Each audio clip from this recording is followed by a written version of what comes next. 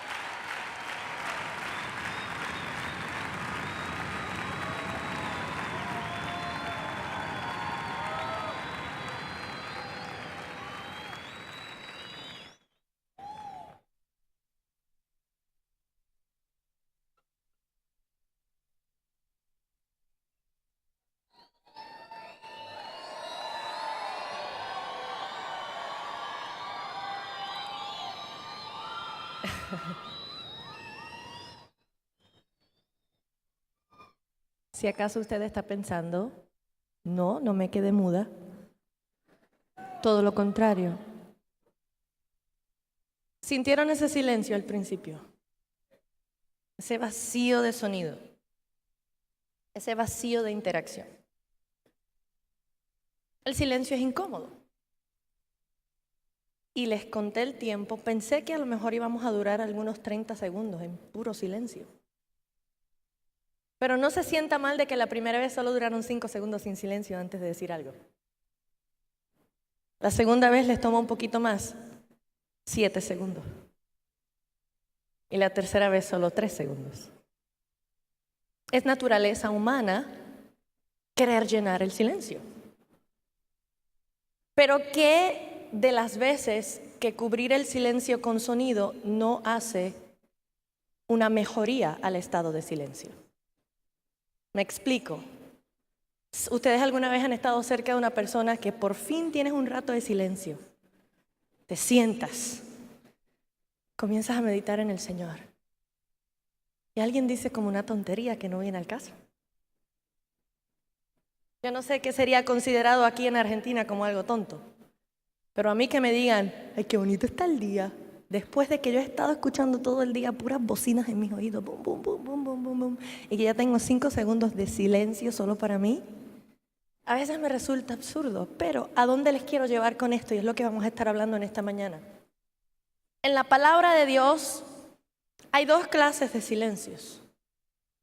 Está el silencio del pueblo o la inactividad del pueblo, pero también está el silencio de Dios, que es probablemente una de las etapas más difíciles de todo ser humano, pero es una de las etapas más importantes, estar en absoluto silencio de Dios.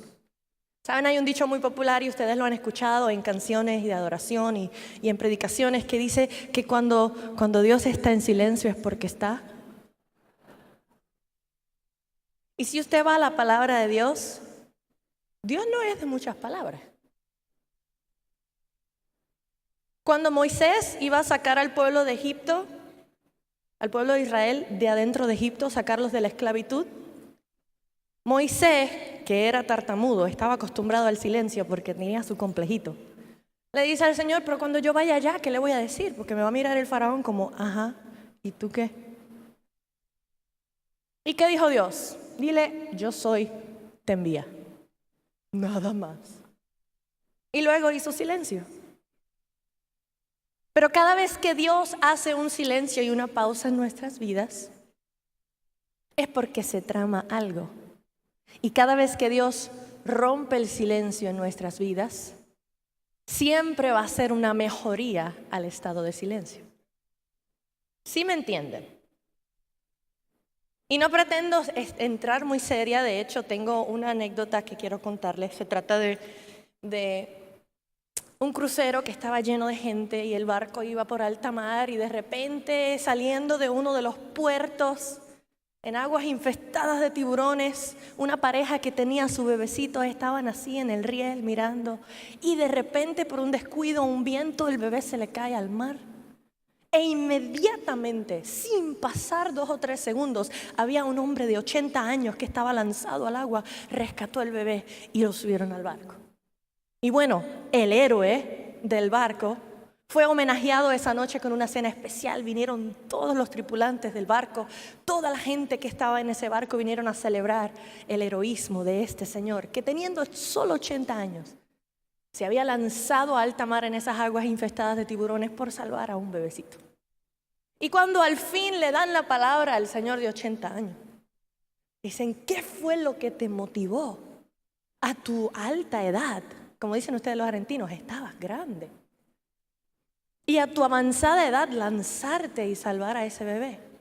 Y él dijo, discúlpeme, que le voy a contestar su pregunta con otra pregunta.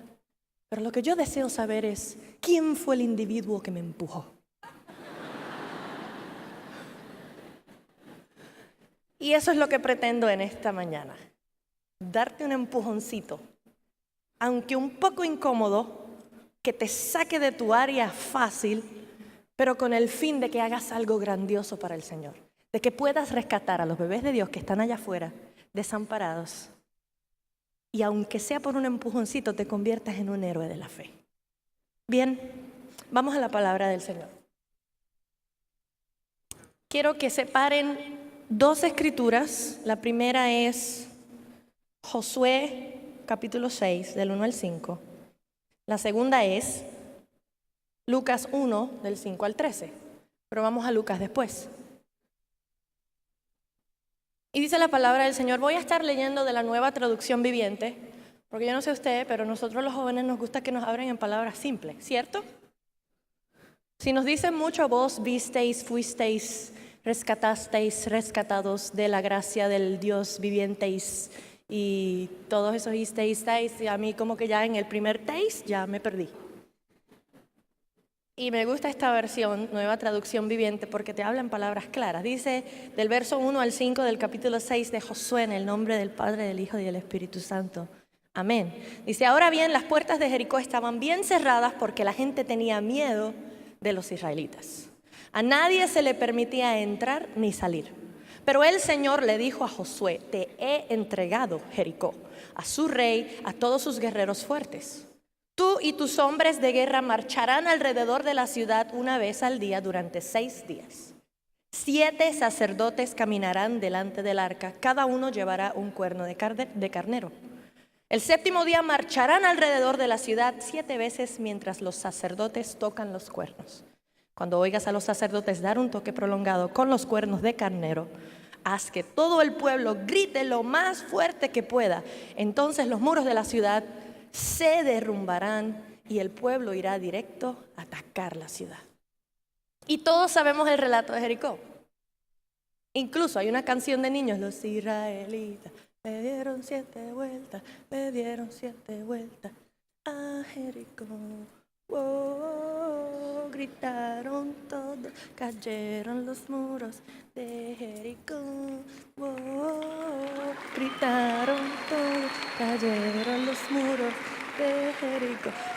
Y lo cantábamos una y otra vez, era divertidísimo, pero pónganse a pensar. De acuerdo a la reacción que ustedes tuvieron al minuto de silencio que yo intenté hacer,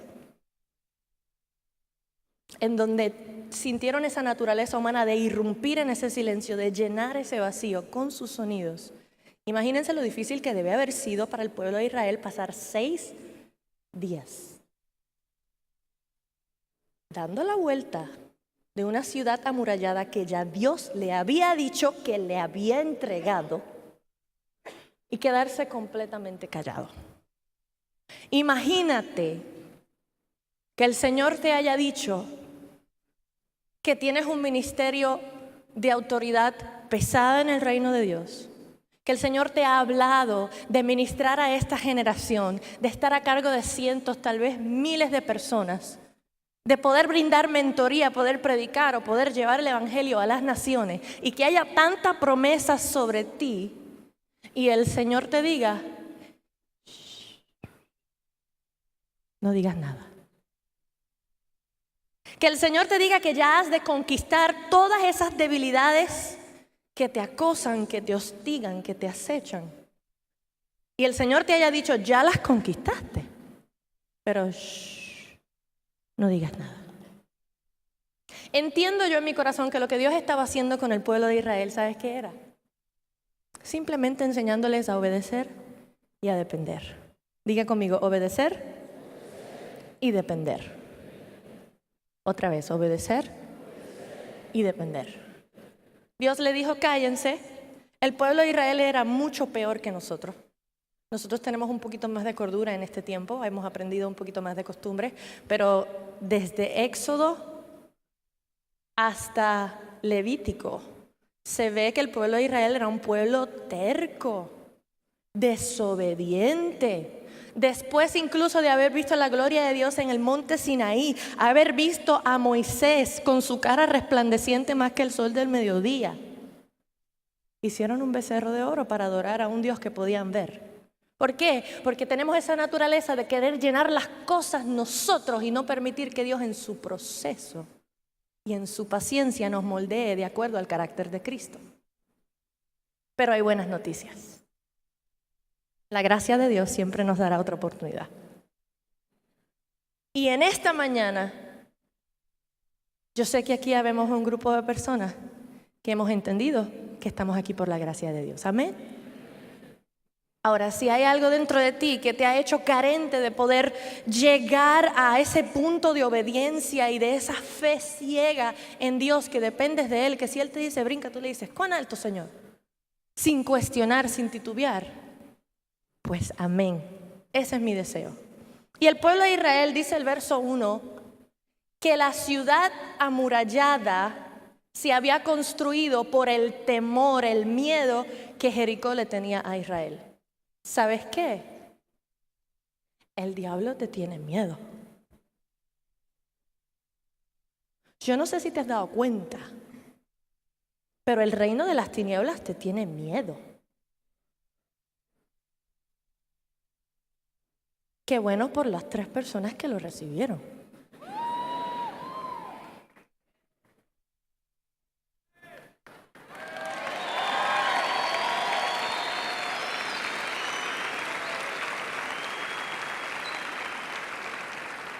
Porque además de Dios, somos los únicos seres en la creación que tenemos el poder de la vida y la muerte en nuestra lengua.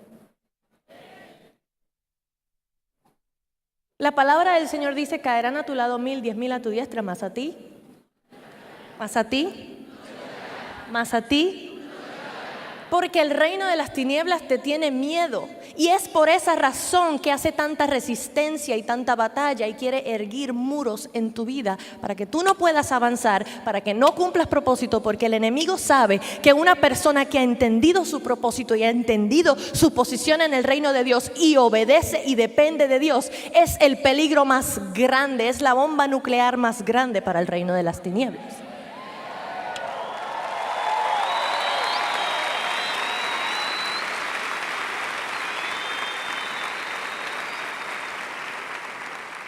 Y dice la palabra del Señor que cuando el pueblo de Israel hubo obedecido a Dios y hubo pasado esos 6 días dándole la vuelta a Jericó en total silencio, que ya eso de por sí era un gran milagro. Porque si usted no ha conocido una persona judía de Israel, son así cálidos como nosotros los latinos. No se calla.